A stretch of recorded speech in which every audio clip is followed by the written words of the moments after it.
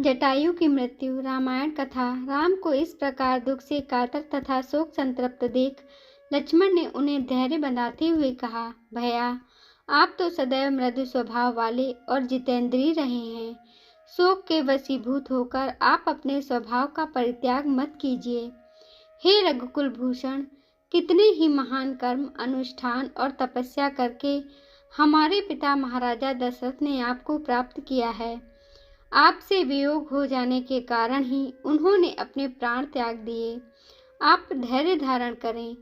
संसार में प्रत्येक प्राणी पर विपत्तियां आती हैं, किंतु विपत्तियां हमेशा नहीं रहती। कुछ काल पश्चात उनका अंत हो जाता है। हमारे गुरु वशिष्ठ जी के 100 पुत्रों का एक ही दिन में गुरु विश्वामित्र ने वध कर दिया था। देवता तक भी प्रारब्ध की मार से बच नहीं पाते, फिर देहधारी प्राणी कैसे बच सकते हैं। आप तो स्वयं महान विद्वान हैं, मैं भला आपको क्या शिक्षा दे सकता हूँ।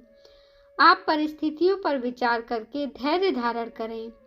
इस जन स्थान में खोजने से कहीं न कहीं हमें जानकी जी अवश्य मिल जाएंगी।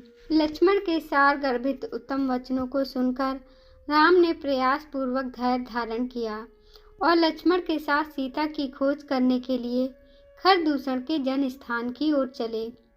मार्ग में उन्होंने विशाल पर्वताकार शरीर वाले जटायु को देखा। उसे देखकर उन्होंने लक्ष्मण से कहा, भैया, मुझे ऐसा प्रतीत होता है कि इसी जटायु ने सीता को खा लिया है। मैं अभी इसे यमलोक भेजता हूँ। ऐसा कहकर अत्यंत क्रोधित राम ने अपने धनुष पर प्रत्यंचा चढ़ाई और जटायु को मारने के लिए आगे बढ़े।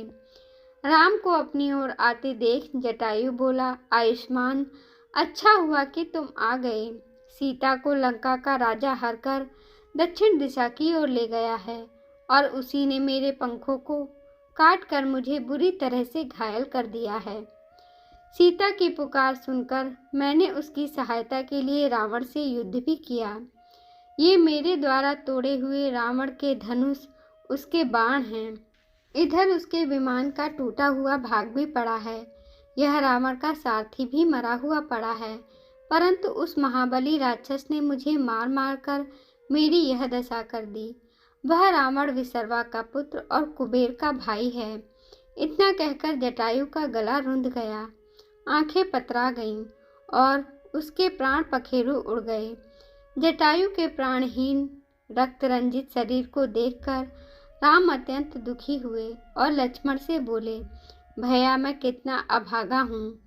राज्य छिन गया, घर से निर्वासित हुआ, पिता का स्वर्गवास हो गया, सीता का अपहरण हुआ और आज पिता के मित्र जटायु का भी मेरे कारण निधन हुआ। मेरे ही कारण इन्होंने अपने शरीर की बलि चढ़ा दी।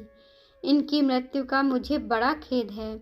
तुम जाकर लकड़ियाँ एकत्रित करो। ये मेरे पिता तुल्य थे, इसलिए मैं अपने हाथों से इनका दाह संस्कार करूंगा। राम की आज्ञा पाकर लक्ष्मण ने लकड़ियाँ एकत्रित की।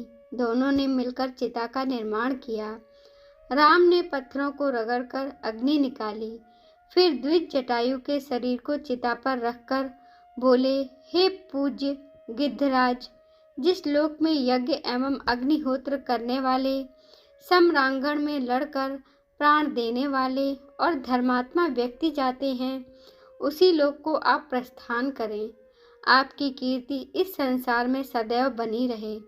यह कहकर उन्होंने चिता में अग्नि प्रज्वलित कर दी। थोड़ी ही देर में जटायु का नश्वर शरीर पंचभूत में मिल गया। इसके पश्चात दोनों भाइयों ने गोदावरी के तट पर जाकर दिवंगत जटायु को जलांजलि दी।